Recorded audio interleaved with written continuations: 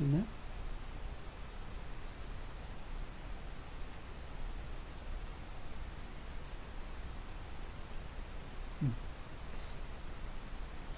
잠깐.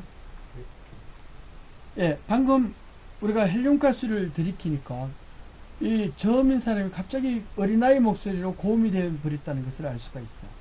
그건 왜 그러냐면요, 바로 헬륨가스가 공기하고 밀도의 차이가 존재해 가지고 먼저 헬륨을 들이키면 폐에서 입을 열 때 거기에 있는 공기가 빨리 밖으로 나와 가지고 중화를 하려고 하는 이런 중화작용이 일어나는데, 그러다 보니까 이 속도가 한 2.7배 정도로 빨라지게 돼요.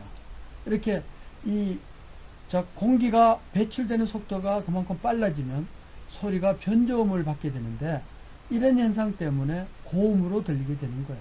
그래서 불행하게도 헬륨가스를 들이키면 오랫동안 고음을 못 내요. 왜 그러냐면은 금방 여기 폐에 차 있는 공기가 밖으로 밀도 차이를 중화시키려고 팍 나가면서 2.7배 정도의 속도 차이가 일어나 버리니까, 그런 인해 가지고 결국은 중화가 되는 바람에 이제 그런 문제가 유발이 된다는 것이죠. 그러니까 결국은 금방 여기 있는 것이 밖으로 빠져나가 버리니까 오랫동안 발성을 하면 자기 목소리로 그냥 되돌아와 버린다. 그러니까 이것을 하려면 계속 들이키면서 이야기를 해줘야, 그래서 변조대음을 들을 수가 있다는 거죠. 방금 실험은 우리가 일상생활에서 이렇게 예를 든 거지만, 이런 목소리를 결국은 고음으로 바꾼다든가 저음으로 바꾼다든가 하는 것은 얼마든지 이 사람이 노력만 하면 바꿀 수가 있어요. 자기 목소리가 평상시에 아침에 잠에서 일어났다든가 또 기분이 이렇게 숙연해져 있을 때 목소리를 내면 대부분 입을 크게 벌리지 않잖아요. 그러면은 이 공기가 나가는 이런 압력이라든가 속도가 그렇게 높질 않아 가지고 그래서 저음에 머무르게 돼요. 그래서 그때 나오는 저음, 즉 그냥 입을 어느 정도 벌리지 않는 상태에서 말하는 것을 우리가 예를 들어서 자기의 기본음이라고 그러면은, 거기에 비해서 입을 크게 이야기하면 고음으로 올라갈 수밖에 없어요. 그래서 내가 지금 이렇게 하면 참 중간 정도 벌리는데, 내가 지금 이렇게 하면 좀 올라갔죠. 이렇게 올라가는 것은 결국은 이 폐에 모아놓은 공기를 압력을 강하게 넣어가지고 빨리 배출을 시키고, 그럼 헬륨가스 마셨을 때처럼 빨리 고음화 돼버리고, 대신에 또 입이 더 크게 벌어져 가지고 이렇게 고주파음의 공명이 돼서, 그래서 이렇게 약간 음괴가 평상시에 도움이었다 그러면 레나 미로 이렇게 올라가는 이유가 바로 그런 원인이 있습니다. 그래서 사람이 이렇게 뭔가 활기차고 뭔가 자신 있고 그럴 때는 입이 좀 커져요. 그래서 좀 큰 소리를 내요. 물론 귀가 어두우면은 큰 소리를 내기도 하는데, 그런 예외적인 경우 말고 정상적일 때 좀 더 큰 소리를 내고 좀 더 입으로 크게 벌린다 그러면 크게 나오면서도 고음의 높은 고음으로 이제 얻어지게 된다는 거죠. 압력이 높아지니까. 그렇게 입을 크게 벌리면 단점이 뭐예요? 즉 소리를 길게 못한다는 거예요. 헬륨가스처럼 금방 이 공기가 빠져나가 버린다는 거죠. 폐에 차 있는 공기가. 이제 이런 원리가 결국 높이를 좌우하는 거예요. 그래서 1초 동안의 파동의 개수가 얼마냐? 우리는 그것을 주파수라고 하는데, 만약에 0.1초에 한 개씩 나왔다 그러면 1초에 10개가 나오겠죠? 그럼 그것은 10Hz라고 할 수가 있기 때문에, 이렇게 한 개의 파형이 나오는 시간, 이것을 우리는 1주기라 그러고, 주기 분의 1로 하면은 주파수로 바뀔 수가 있다는 거죠.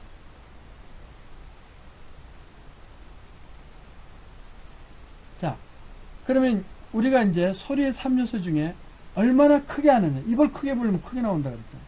더 그뿐만 아니고 고음이 돼 버려 가지고 상당히 음높이가 한 2배, 1.5에서 2배 정도로 높아진다, 이렇게 했어요. 그러면 세 번째 요소로는 얼마나 소리를 지속할 수가 있느냐. 이렇게 입을 크게 벌리고 고음을 내버리면 이 공기, 폐에 모았던 공기가 금방 빠져나간다 그랬죠. 대신에 지속 시간은 짧아질 수밖에 없어요. 그러면 빨리 숨을 들이켜야 돼요. 그래서 노래를 부를 때도 보면은 이제 예를 들어서 막 구구절절히 애절하게 노래를 부르는 사람은 절대로 마이크를 써가지고 입을 가급적 크게 벌리지 않아요. 근데 그게 아니고 자신감 있게 막 노래를 부르는 사람은 큰 소리를 하게 되면은 숨이 차가지고 금방 숨을 들이키고 헥헥헥 그러면서 노래를 불러야 된다는 거죠. 이제 이런 것들이 지속시간에 관계되는 것이다.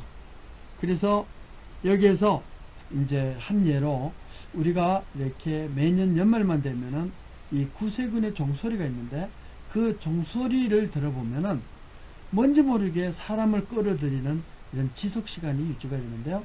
그것을 잠깐 보도록 하겠습니다.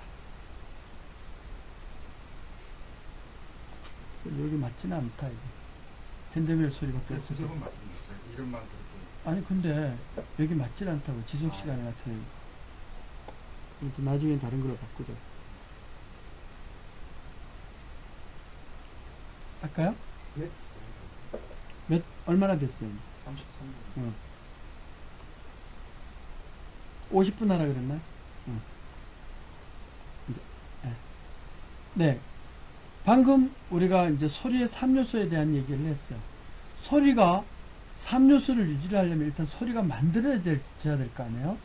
소리가 만들어지는 것은 우리는 소리의 생성이라고 그러는데 이것은 아주 과학적으로 만들어진다는 것을 알 수가 있어요. 일단 소리는 파동이고 또 에너지를 갖는다고 이야기를 했어요. 그런 소리가 그러면 어떻게 해서 만들어지는 것일까? 그 소리도 한 4가지 측면에서 기본 음이 있어야 만들어진다는 것을 알 수가 있어요. 여기 보시면은 일단 타악기라고 그러는데 일단 두드리면 돼요. 뭐 두드리면 열릴 것이다. 물론 문을 두드리면 놓고 하니까 문이 열리겠죠. 근데 그게 아니고 우리는 두드리면 소리가 난다는 겁니다. 이렇게 두드렸을 때 왜 소리가 나는 것일까? 우리가 이렇게 두드리잖아요. 이렇게 두드리면 왜 소리가 나는 걸까요? 이 두드릴 때 우리는 충격음을 가한다고 그러는데요. 일반적으로 충격음은 사람이 귀로 들을 수 있는 모든 소리 성분들을 다 포함한다고 알 수가 있어요. 그런 소리를 특정 물체한테다가 압력으로 가해주면 그러면 여러 소리 중에서 이 특정 물체가 갖고 있는 고유 이 진동 주파수만 살아남고 나머지는 없어진다는 거죠. 그래서 이렇게 넓은 판자를 두드리면 이런 소리가 나고요. 이게 좁은 딱딱한 걸 치면은 좀 딱딱 그러면서 다른 소리가 나죠.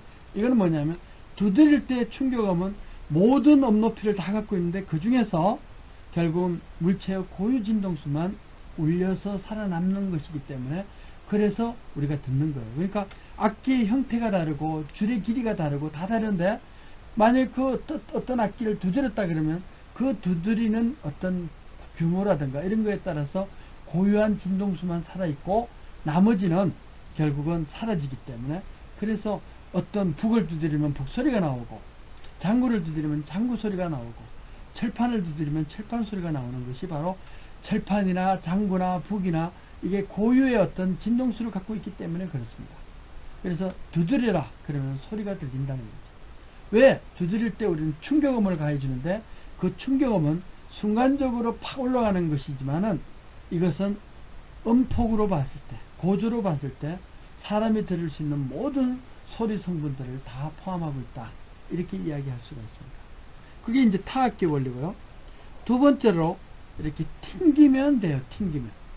튕긴다는 것은 두드리는 거하고 비슷하죠. 튕기니까 줄을 튕기는 거잖아요.